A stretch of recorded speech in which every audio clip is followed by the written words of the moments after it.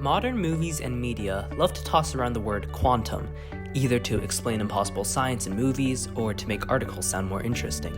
But what exactly is quantum physics? Before we start, please note that everything in this video has been extremely simplified to be explained in an understandable manner. It is still accurate, but it is absolutely not the full picture. And for those interested in the math used for quantum physics, some basic relevant equations will be shown at the end of the video. In this video, we will talk about the Double Slit Experiment, one of the most well-known experiments regarding the strange nature of quantum physics, and it will serve as an introduction to the many concepts which will be later explained in this video series, and to try to show first and foremost why quantum physics is regarded to be just as weird and wacky as it is. So let's start with something everyone here is probably familiar with: waves. If you've ever been to the beach, you've probably noticed that the waves seem to build up on each other and create one bigger wave at some places where they meet, whereas at others the waves seem to crash and destroy each other. This addition of waves is known as superposition, where depending on how the waves combine, they will either add to each other or destroy each other. When the waves add to each other, it is known as constructive interference, and when they cancel each other out, it is known as destructive interference for obvious reasons. Now imagine we have a single wave traveling towards two openings as such. When the wave passes through the openings, it will create two new waves from each opening, which can then interfere with each other, building up each other in some places and destroying each other in others.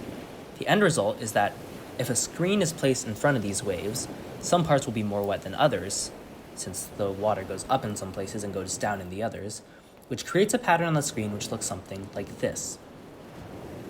Now imagine that instead of a wave, a machine which fires out little balls of paint one at a time is placed in front of the two openings and fired repeatedly. What one would then see is only two lines straight through the slits, as there is no other way for the balls of paint to travel, since they would just hit the space outside the two slits or the space between them. Now imagine a laser pointer. A laser pointer directs light in a very focused direction. If you've ever shown one on the wall, you will notice that there seems to be a single circular point where all the photons of light land, as if it were shooting out particles of light in a straight line. So what would happen if a beam of light was shown through these two slits? Does it act like the balls of paint, like particles, or would it act like a wave?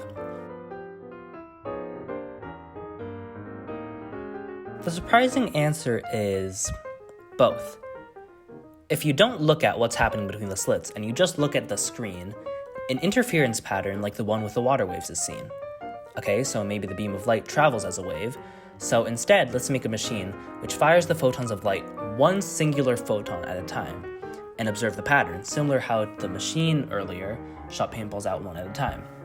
And the result is exactly the same. Each individual photon landing over a long period of time eventually creates that exact same interference pattern as earlier, even though only one photon is being fired through at a time, and seemingly only has the option of going through the left slit or the right slit. So how is this possible? How do photons with only the option to go through the left slit or the right slit somehow manage all the way out here to the left or all the way out there to the right? This will be explained in a bit, but the weirdness doesn't end there. If someone was curious, which they should be, as to what was happening between those two slits, and tried to observe the light as it passed through either one of the slits, then instead of the interference pattern from the waves, we suddenly see the photons only landing in those two lines as if it were made from the balls of paint, or just singular particles of light. So this is weird. The light acts like a wave sometimes, but when we try to observe what's happening, it seemingly becomes a particle. Even when a single photon is fired at a time, only one packet of energy being fired every few seconds, the exact same phenomenon is observed. This experiment is known as the Double Slit Experiment, and is one of the most popular examples of just why quantum physics is regarded to be so weird and confusing as it is. So, what exactly is happening? It turns out that at this tiny scale of light, it is impossible to tell exactly where the photons of light are and how they are moving at the same time. This will be further explained in more detail in the next video in the series. At this tiny scale, the unobserved objects instead exist in waves of probability, where there's a certain probability of the object being found in certain places. This is illustrated here, where darker areas represent a higher probability of the particle being there. When the light passes through the slits unobserved, it can be thought of as creating two new waves of probability, one as if it passed through the right slit, and one as if it had passed through the left slit. Those two new waves of probability add to each other in some places to create a point of higher probability for the photon of light, and destroy each other in other places to create a point of lower probability for the photon of light. It creates an interference pattern, since the light acts like a wave interfering with itself, like the water wave shown earlier. Once the light hits the screen, it is observed as a single point, and it is no longer in this wave form since its position has been measured. So the light travels like a wave and is observed as a particle.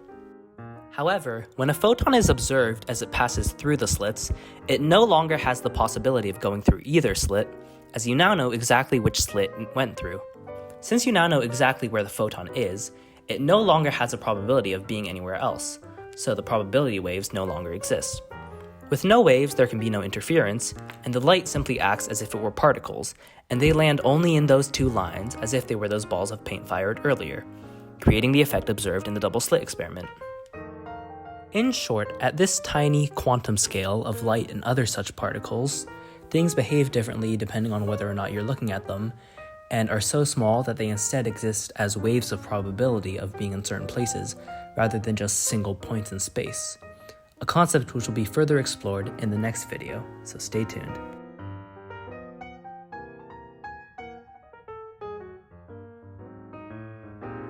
Finally, for those more mathematically astute, this is the overarching equation for the double slit experiment. It gives the position of the bright spot, or areas of constructive interference, given the wavelength of the light and the distance between the slits. M is the order number, which defines which bright spot is being observed. For instance, m equals 0 is the middle spot, m equals 1 is the one above, m equals 2 is the one above that, and negative numbers mean it's below the middle spot. Lambda is the wavelength of the light, for instance 700 nanometers for the red light, and d is the distance between the slits. Using these values, you can find theta, the angle between the horizontal, or the line towards the middle spot, and the line towards the mth order of constructive interference. If this doesn't make sense, don't worry, it is not necessary to know this to follow along with the videos. That's all for now, and thank you for watching.